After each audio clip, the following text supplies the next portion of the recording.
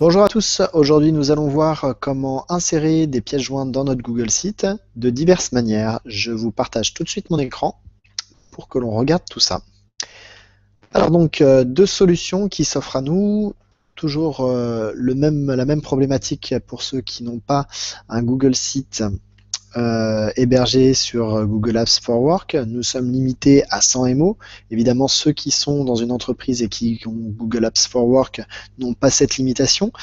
Mais qu'importe, il y a toujours un avantage à passer par le Drive. Alors je vous montre quand même, pour l'exemple, comment on peut insérer une pièce jointe à l'intérieur de notre Google Sheet. Donc hébergé sur notre Google Sheet, vous allez dans la petite roue dentée, en haut à droite, paramètres de la page. Alors dans les précédents tutos, je vous avais dit de décocher cette case-là. Donc là, c'est autoriser les pièces jointes, la troisième case. Autoriser les pièces jointes, vous cliquez sur enregistrer. Et donc là, à partir de maintenant, vous allez pouvoir ajouter des fichiers. Donc, nous allons pouvoir ajouter un fichier. Par exemple, on va ajouter du blé. Donc, c'est une image. J'ai inséré cette image à cet endroit et donc l'utilisateur pourra la télécharger ou la consulter. Alors, là, vous avez 148 kilooctets qui sont imputés à nos 100 MO gratuits que Google nous offre, mais 100 MO ça va très très vite, donc je vous déconseille encore une fois cette technique. Donc là je vais supprimer cette pièce jointe en cliquant sur la croix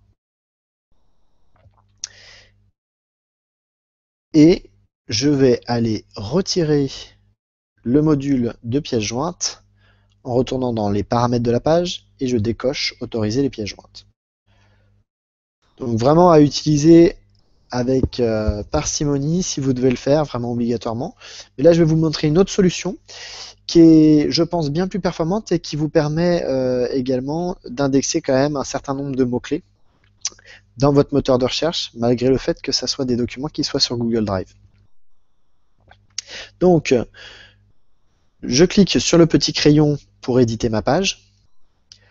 Je vais écrire mon texte et là, l'avantage par rapport à la solution d'intégrer les pièces jointes à l'intérieur du Google Sheet, c'est que je vais pouvoir insérer mes pièces jointes à n'importe quel endroit de mon texte. Alors que lorsqu'on intègre les pièces jointes à l'intérieur du Google Sheet, les pièces jointes se retrouvent systématiquement en pied de page, ce qui n'est pas très pratique des fois, parfois pour la lecture.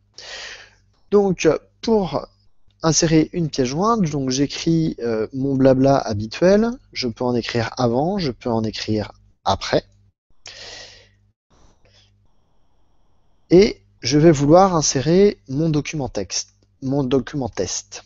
Donc mon document test se trouve dans mon Drive. Donc par exemple, nous allons prendre encore notre épi de blé. Je vais faire clic droit, obtenir le lien.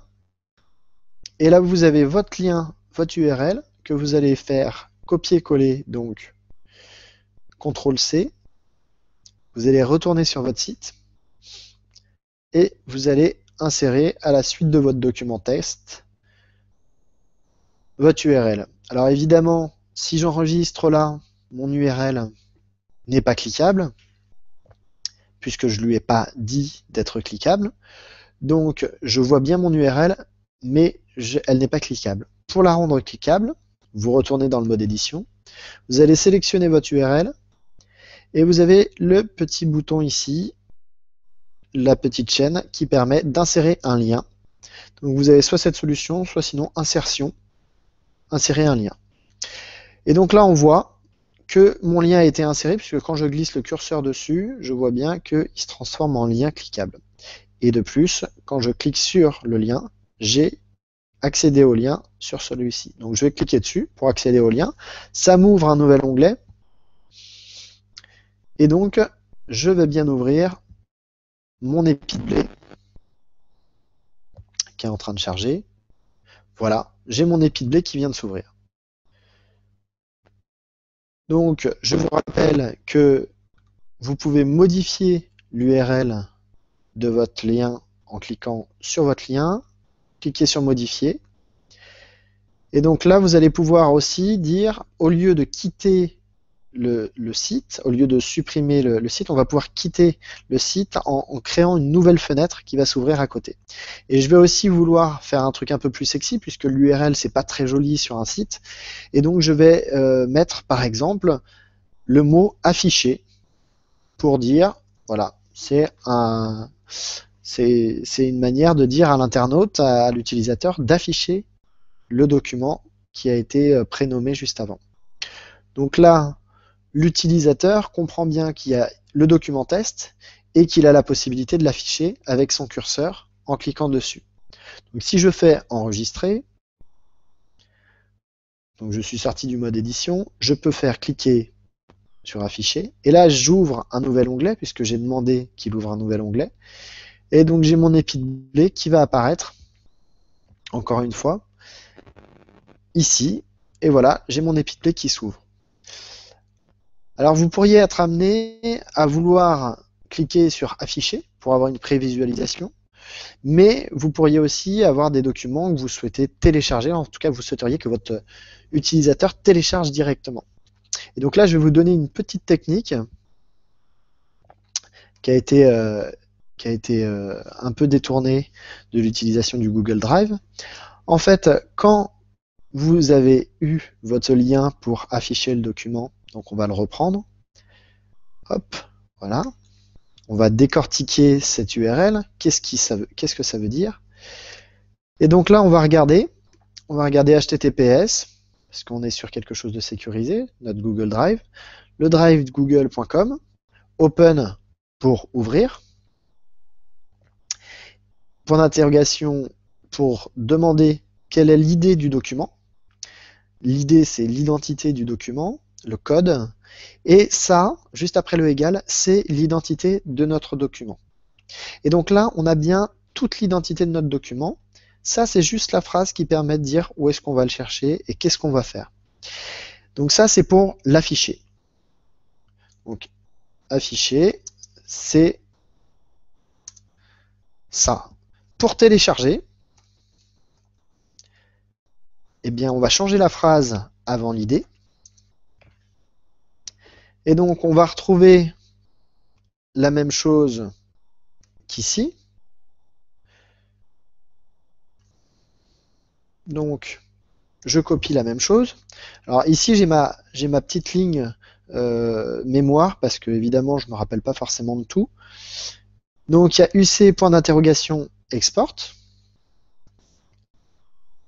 Donc là, on va lui demander d'exporter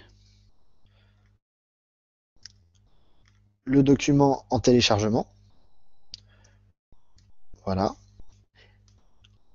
Et on va lui demander d'identifier quel document c'est. Donc toujours avec notre ID égale. Et donc là, si on veut télécharger notre épi de blé, il va falloir qu'on reprenne notre ID qui est ici, qu'on le copie ici. Et donc là, nous avons un lien qui va nous permettre de télécharger directement le document Google. Donc, si on reprend ce lien de téléchargement automatique, nous allons le copier ici, le sélectionner, cliquer sur notre petite chaîne ici qui permet d'ajouter un lien. Là, il n'est pas très sexy puisqu'on voit toute l'URL, donc on va faire modifier. On va changer le texte à afficher. On va mettre télécharger. Aussi simplement que ça. On ouvre dans un nouvel onglet, nouvelle fenêtre. Et donc là, on a quelque chose de beaucoup plus propre qui nous permet de comprendre que le document test, on peut soit l'afficher, soit le télécharger. Je fais enregistrer. Et donc, si je clique sur télécharger, là, le nouvel onglet s'affiche.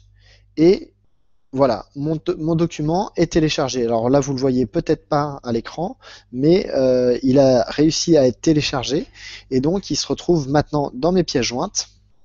Donc, je viens de le télécharger à l'instant. Donc, aujourd'hui, à 16h03, il est 16h03, donc c'est bien celui-là. Et donc voilà, donc là nous savons comment insérer un lien, soit affiché, soit téléchargé. Donc n'oubliez pas, dans un lien Google Drive, nous avons la ligne de commande et après l'idée du document qui nous permet d'identifier le document. Alors n'oubliez pas que dans votre document qui est sur votre Google Drive, vous devez bien systématiquement penser au partage de votre dossier ou du document en question pour que chaque utilisateur qui utilisera votre Google Site ait les mêmes partages. Donc l'idéal c'est de mettre lecture à toute personne disposant du lien ou alors de rajouter soit un Google Group, soit les personnes individuellement.